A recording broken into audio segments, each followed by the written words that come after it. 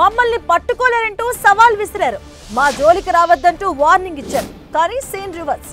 ఆ సవాల్ విసిరిన చేతులతోనే ఐబొమ్మ, బొప్పం టీవీ వెబ్సైట్లను మూసివేయించారు సైబర్ క్రైమ్ పోలీసులు. తమతో పెట్టుకుంటే దిమ్మ తిరిగి బొమ్మ కనిపిస్తుందని రుచి చూపించారు హైదరాబాద్ పోలీసులు. ఐబొమ్మ నిర్వాహకుడు ఇమ్మిడి రవితోనే వాటిని క్లోజ్ చేయించారు. వెబ్ లాగిన్స్, సర్వర్ వివరాలతో మూసివేశారు.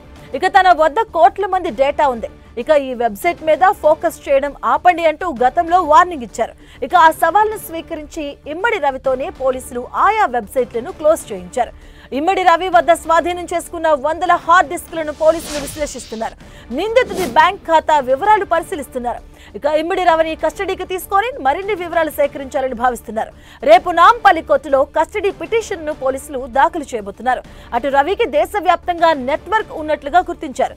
విడుదలకు సిద్ధంగా ఉన్న సినిమాలు శాటిలైట్ ద్వారా థియేటర్లకు సరఫరా చేస్తున్న వాటిని హ్యాక్ చేస్తున్నట్లుగా గుర్తించారు.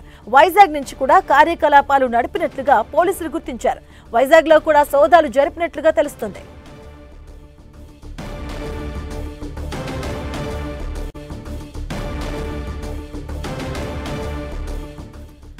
ఇదే అంశానికి సంబంధించిన పూర్తి అప్డేట్స్ మా కరెస్పాండెంట్ కిరణ్ అడిగి తెలుసుకుందాం. కిరణ్,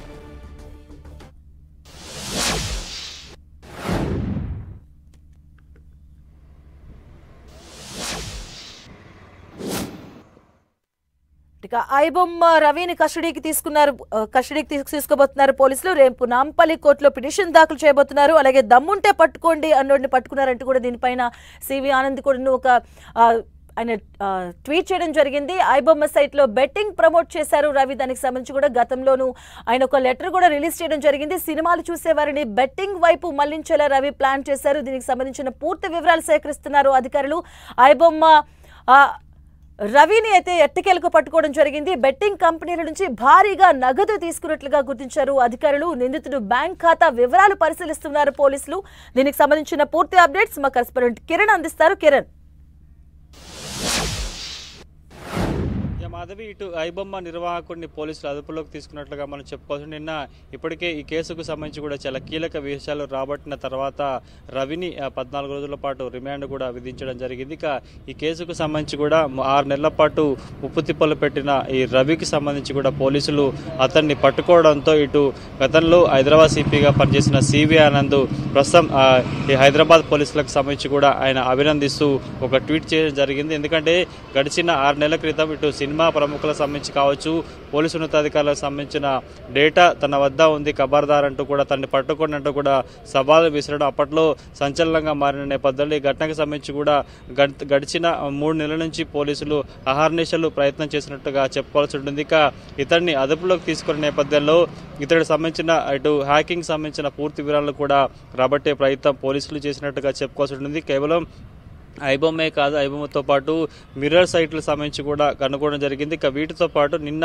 ఇటు కుక్కట్పల్లి సమీపంలో అతన్ని అదుపులోకి తీసుకున్న తర్వాత అతడు మెయింటైన్ చేస్తున్న 2 సర్వర్లు కూడా ఇప్పటికే అతడితో కలిపి ఆ సర్వర్ను కూడా కొంత వాటిని డిస్క్లోజ్ చేసినట్టుగా మనకైతే సమాచారం నేపథ్యంలో పూర్తి స్థాయిలో అతన్ని కస్టడీలోకి తీసుకుని విచారించేందుకు ప్రయత్నం చేస్తున్నట్లుగా తెలుస్తుంది. ఇక నిన్న రిమాండ్ విధించిన నేపథ్యంలో అతన్ని కస్టడీలోకి తీసుకునేందుకు సిసిఎస్ పోలీసులు కస్టడీ పిటిషన్ కూడా దాఖలు చేసినట్టుగా తెలుస్తుంది. 7 రోజుల పాటు కస్టడీలోకి ఇవ్వాలంటూ కూడా ఇప్పటికే సిసిఎస్ పోలీసులు తమ కస్టడీ పిటిషన్ లో పేర్కొన్న నేపథ్యంలో ప్రస్తుతానికైతే అతన్ని అదుపులోకి తీసుకొని ఇంకా మరింత సమాచారం రాబట్టే ప్రయత్నమే చేయబోతున్నారు.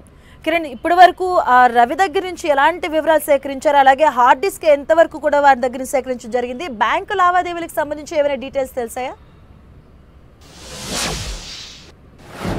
ప్రస్తుతానికైతే రవిని అదుపులోకి తీసుకున్న తర్వాత అతను ఉంటున్న ఇంట్లో సోదాలు చేసినప్పుడు సుమారుగా 200లకు పైగా హార్డ్ డిస్క్లతో పాటు చాలా రకాల సంబంధించిన అంటే త్వరలో రిలీజ్ కాబోతున్న HD క్వాలిటీ సంబంధించిన ప్రింట్లు, ఎందుకంటే వాటిని సర్వర్లో అప్లోడ్ చేసేందుకు సిద్ధంగా ఉంచబోతున్నట్టుగా వాటికి సంబంధించి కూడా గుర్తించడం జరిగింది. ఇక 3 కోట్ల రూపాయల పైగా సంబంధించిన ఏదైతే అతడి బ్యాంకు లావాదేవీలకు సంబంధించి కూడా గుర్తించడంతో వాటిని ఫీజ్ చేసిన పరిస్థితి కనిపిస్తుంది. కాబట్టి పూర్తి స్థాయిలో అతడు పాటు ఇంకా చాలా సైట్లకు సంబంధించి కేవలం ఐబొమ్మతో పాటు బొప్పమ్మతో పాటు మరొక 2 సైట్లతో పాటు కూడా వాటికి సమాంతరంగా మరొక 20 మిర్రర్ సైట్లను కూడా ఇతడు మేనేజ్ చేసినట్టుగా గుర్తించి జరిగింది. గతంలో ఒక సాఫ్ట్వేర్ కంపెనీకి సంబంధించి కూడా సీఈఓగా చెప్పుకునే ప్రయత్నం చేశాడు. ముంబై యూనివర్సిటీలో ముంబైలో చదివినట్లుగా ఇప్పటికే కొంత సమాచారం రాబట్టిన నేపథ్యంలో పూర్తి స్థాయిలో పోలీసుల సోదాల క్రమంలో సంబంధించి కూడా అతడు కేవలం హైదరాబాదే కాదు వైజాగ్లోనూ కొన్ని ఈ సైట్లను మెయింటైన్ చేసినట్టుగా ఇప్పటికే పోలీసులు అనుమానం వ్యక్తం చేస్తున్నారు. అక్కడ కూడా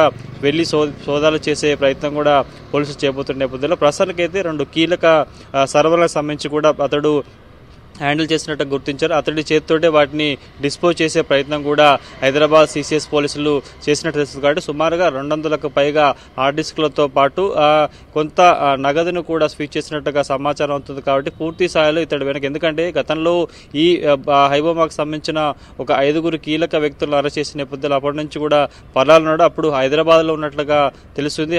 వారు సంబంధించిన ముఠా సభ్యులు అరెస్ట్ అయిన నేపథ్యంలో ఇక్కడ నుంచి కూడా మకాం మార్చి ఫ్రాన్స్కి వెళ్ళాడు. ఆ తర్వాత తిరిగి ఇక్కడికి వచ్చిన క్రమంలో కూడా సిసిఎస్ పోలీసులు అతన్ని అదుపులోకి తీసుకున్నట్టుగా మనం చెప్పొచ్చు. కాబట్టి పూర్తి స్థాయిలో చాలా కీలక విషయాలు రాబట్టే ప్రయత్నం కూడా చేస్తున్నారు.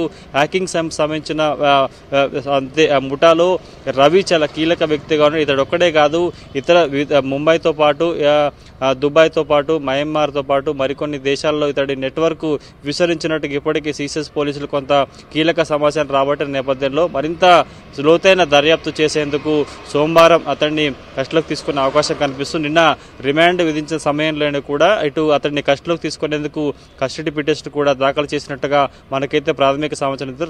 రేపు ఈ అతన్ని కస్టడీలోకి తీసుకునే అంశానికి సంబంధించి కూడా న్యాయస్థానం కొంత వివరాలు వెల్లడించే అవకాశం అయితే కనిపిస్తుంది. ప్రస్తుతానికైతే చాలా కీలక విషయాలను సిసిఎస్ పోలీసులు వెలుగులోకి తేవడం, అతడి 6 నెలల పాటు ముప్పుతిప్పలు పెట్టిన రవిని ఎట్టకేలకు సిసిఎస్ పోలీసులు అదుపుకు తీసుకునే నేపథ్యంలో ప్రశంసల జల్లు కూడా పిలిచినట్టుగా చెప్పుకోవాలి.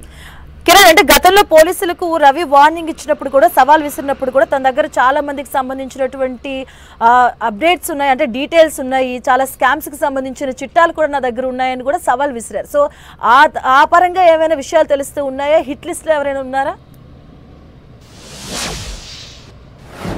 ప్రస్తుతానికైతే మీరు చెప్తున్నట్లు కూడా, ఎందుకంటే గడిచిన 6 నెలల క్రితం తెలుగు ఇండస్ట్రీకి సంబంధించిన సినిమా పెద్దలు తమ సినిమాలకు సంబంధించి విడుదలైన సినిమాలు పైరసీకి గురవుతున్నాయి, తాము నష్టపోతున్నామంటూ కూడా గతంలో హైదరాబాద్ సిపి కలిసి ఒక ఫిర్యాదును కూడా ఇచ్చిన నేపథ్యంలో అప్పటి నుంచి కూడా పోలీసులు అనేక కోణాల్లో దర్యాప్తు చేపడుతుంది. ఎందుకంటే ఇండియాలోనే సౌత్లో ముఖ్యంగా తెలుగు రాష్ట్రాలకు సంబంధించి కూడా ఫిల్మ్ ఇండస్ట్రీకి చాలా పేరుంది, ఎక్కువ ఆదాయం వస్తుంది. పాన్ ఇండియా తరహా సినిమాలు కూడా తీసుకున్న నేపథ్యంలో ముఖ్యంగా వారికి ఇలాంటి కొంత హ్యాకింగ్ సమస్య వారికి చాలా ఇబ్బంది పెడుతుంది, తీవ్ర నష్టాన్ని కొంత చవిచూసిన పరిస్థితుంది. కాబట్టి గతంలో సంబంధించి కొంత హ్యాకింగ్ బార్ నుంచి, పైరసీ బార్ నుంచి తెలుగు ఇండస్ట్రీని కాపాడాలంటూ కూడా అప్పట్లో సినిమా నిర్మాతలకు సంబంధించి కావచ్చు, కొంత బడా సంబంధించిన నటులు కూడా అప్పట్లో ఉన్న సిపిని కలిసి కొంత దీనికి సంబంధించి బెడద నుంచి తమకి కొంత విముక్తి కల్పించాలంటూ కూడా చెప్పిన పరిస్థితి కనిపిస్తుంది. కాబట్టి పూర్తి స్థాయిలో అప్పటి నుంచి కూడా పోలీసులు అనేక కోణాల్లో ఐబొమ్మతో పాటు